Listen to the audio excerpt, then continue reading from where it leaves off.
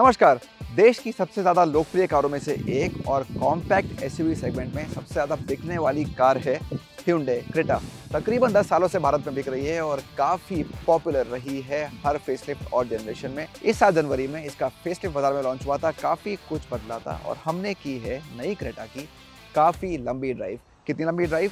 करीब 3 महीने से इस कार को हम चला रहे हैं और करीब 3000 किलोमीटर हमने इसकी सवारी कर ली है, आपको बताने के लिए कि आपको क्रेटा क्यों लेनी चाहिए और क्यों नहीं लेनी चाहिए। तो वीडियो में आपको सारे खुलासे करेंगे आज हम। लेकिन आगे बढ़ने से पहले अगर आपने अभी तक हमारे इस चैनल को सब्सक्राइब नहीं किया है तो इसी वक्त कर लें, बेल आइकन भी दबा दें ताकि हम आपके लिए भारतीय ऑटो जगत की सारी खबरें लगातार सबसे पहले लाते रहें।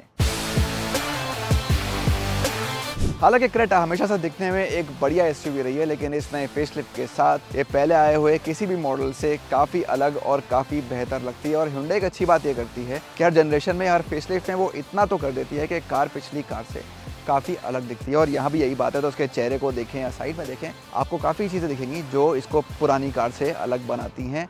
और काफ़ी एक एसयूवी स्टांस है जो लोगों को इस सेगमेंट में पसंद आता है। तो रूफ रेल्स हो गई या स्क्वायर व्हील आर्चेस हो गए, क्लैडिंग हो गई, सब कुछ आपको क्रेटा में मिल जाता है। लेकिन मेरी पसंदीदा चीज़ जो है वो कार के पिछले हिस्से में, आइए आपको दिखाता हूँ। और वो है इस कार में लगी कनेक्टिंग टेल लैम्प से वाकई में शानदार दिखती हैं। खासतौर से आप रात में कार को चलाते हैं अंधेरे में तो बहुत ही खूबसूरत लुक इनका निकल के बाहर आता है। इससे आप आसानी से क्रेटा को पहचान सकते हैं।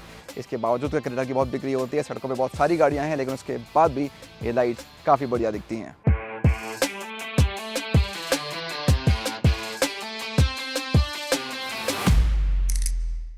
आप Hyundai क्रेटा के कैबिन में बैठे और आपको ये पसंद ना आए, ऐसा होना मुश्किल ही है, क्योंकि Hyundai ने आपके आराम का काफ़ी ख्याल रखा है और यहाँ फीचर्स को भर दिया है इस कैबिन के अंदर। तो कर्व डिस्प्ले आपके सामने, 2 स्क्रीन्स हैं, टच स्क्रीन है और एक बड़ा डिजिटल क्लस्टर है।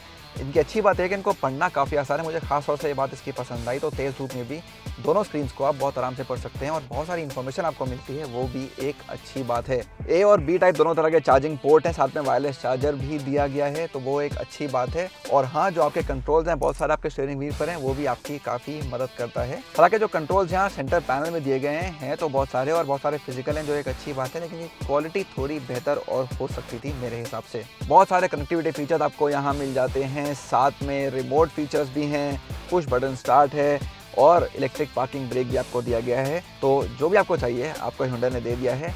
लेकिन जो मेरा फेवरेट है वो है इसका बहुत ही शानदार बोस का म्यूजिक सिस्टम। हालांकि हर वेरिएंट में आपको नहीं मिलेगा, इस टॉप वेरिएंट में ये यकीनन आपके एक्सपीरियंस को और बढ़ा देता है। और एंड में बात करनी है मुझे इसके एयर कंडीशनर की, जो काफ़ी अहम हो जाता है, क्योंकि इस बार दिल्ली में काफ़ी गर्मी पड़ी है और हमने इस कार को गर्मी में ही इसकी टेस्टिंग करी है। तो एक बड़े पैनोरामिक सनरूफ के बावजूद इसके AC की परफॉर्मेंस काफ़ी अच्छी है। बढ़िया बात है कि डुअल जोन क्लाइमेट कंट्रोल है, तो पैसेंजर का अलग से आप सेटिंग कर सकते हैं। और साथ में दोनों के लिए वेंटिलेटेड सीट्स भी दी गई हैं। और अगर आप क्रेटा लेने की सोच रहे हैं तो ये फीचर यकीनन बहुत काम का है। खासतौर से इस गर्मी में मैंने इसका बहुत आनंद उठाया है। तो अब आते हैं इस बात पे कि कैसी रही हमारी इस Hyundai क्रेटा की लॉन्ग टर्म टेस्ट ड्राइव। तो 3 इंजन आते हैं क्रेटा में, 2 पेट्रोल है, 1 डीजल है। 2 पेट्रोल में से 1 टर्बो है और 1 नेचुरली एस्पिरेटेड है। और ये जो हमारे पास कार है ये नेचुरली एस्पिरेटेड वर्जन है, क्योंकि इसी में आपको CVT मिलता है, जो कॉम्बिनेशन मैं चला रहा हूँ पिछले कुछ महीनों से। पहले इसमें अच्छा क्या है, अच्छे हैं इसके रिफाइनमेंट लेवल्स, काफ़ी रिफाइंड इंजन है। हायर RPM पे भी आपको इसका बहुत कम शोर सुनने को मिलता है। तो जो भी आवाज़ बाहर से आती है या तो टायर्स की होती है, विंड नॉइज़ होती है, लेकिन इंजन का शोर आपको नहीं सुनाई देता है। ऊंचे RPMs पर भी वो एक अच्छी बात है। NVH लेवल्स काफ़ी शानदार हैं Hyundai क्रेटा के इस वाले वर्जन में। लेकिन अहम यह है कि बाकी दोनों इंजन्स के मुकाबले आपको यहाँ परफॉर्मेंस की कुछ कमी साफ दिखती है। तो अगर आपको कार चलाने में मज़ा आता है, आप एक एंथुसियास्ट हैं, तो शायद ये इंजन आपके लिए नहीं बना है। ख़ास तौर से इस CVT कॉम्बिनेशन में। मैनुअल फिर भी आप अपने हिसाब से उसका इस्तेमाल कर सकते हैं। तो खास तौर से लोअर RPMs में जब आपको फास्ट पिकअप की ज़रूरत होती है, आप ट्रैफिक सिग्नल पे खड़े हैं और आप चाहते हैं कि कार तेज़ी से आगे बढ़े, उसमें हल्का सा टाइम लगता है। तो वो चीज़ आपको शायद ना पसंद आए अगर आपको कार चलाने का बहुत ज़्यादा शौक है तो। लेकिन अगर आप शहर में इस्तेमाल के लिए इस कार को ख़रीद रहे हैं, जहाँ बहुत ज़्यादा ट्रैफिक जैम्स होते हैं, कार ज़्यादातर 30, 40, 50 किलोमीटर पर आवर पे ही चलती है, तब ये कार आपको बहुत ही स्मूथ परफॉर्मेंस देने वाली है। तब आपको इससे किसी तरह की कोई शिकायत नहीं होगी। रिस्पॉन्स भी आपको ठीक लगेगा और पिकअप भी आपको अच्छा लगेगा। हाँ, आपके पास यहाँ स्पोर्ट मोड है और साथ में पैडल शिफ्टर्स भी है, तो अपने ड्राइव को आप थोड़ा सा स्पोर्टी बना सकते हैं, लेकिन उस लेवल पर नहीं जाएगा जिस लेवल पे आपको टर्बो इंजन की ड्राइव मिलती है। तो उस मामले में चॉइस आपकी है और बहुत ज़्यादा अहम है, खासतौर से इस कॉम्बिनेशन में इस कार की फ्यूल एफिशिएंसी या माइलेज। तो कैसा रहा है हमारा एक्सपीरियंस, आइए आपको बताते हैं। तो बहुत कुछ इस बात पे निर्भर करता है कि आप किस तरह से कार को चला रहे हैं। अगर आप बहुत ज़्यादा तेज़ थ्रॉटल दबाते हैं, बहुत ज़्यादा तेज़ पिकअप की तलाश में रहते हैं हर टाइम, तो आपका माइलेज 10, 11, 12 kmpl के आसपास ही रहने वाला है, उससे ज़्यादा नहीं बढ़ेगा। लेकिन अगर आप हल्के फुट के साथ चलाते हैं, बहुत ज़्यादा ब्रेक्स का इस्तेमाल नहीं करते हैं, बहुत ज़्यादा स्पीड में वेरिएशंस नहीं लाते हैं, यूनिफॉर्म स्पीड से चलते हैं, तो आपको इसका माइलेज करीब 16, 17, 18 kmpl तक ही मिल जाएगा। अगर आप हाईवे पे चल रहे हैं बहुत लंबे समय तक, टॉप गियर में गाड़ी चल रही है, तो ये कभी कभी 20 के पार भी चला जाता है, जो मैंने देखा है इस कार की ड्राइव के दौरान।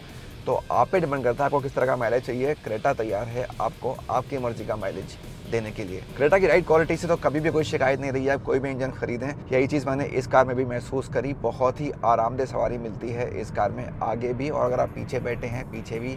मैंने बाकी लोगों से फीडबैक किया है, मुझे उसमें भी अच्छा फीडबैक मिला है कि कार आरामदेह और बहुत ही कंफर्टेबल सवारी आपको देती है। हैंडलिंग के मामले में भी बुरी नहीं है, हालांकि एक एसयूवी है, लेकिन अगर आप टोटल कॉम्बिनेशन देखें राइड क्वालिटी का और हैंडलिंग का, तो एक बढ़िया मैच आपको मिलता है इस Hyundai क्रेटा में।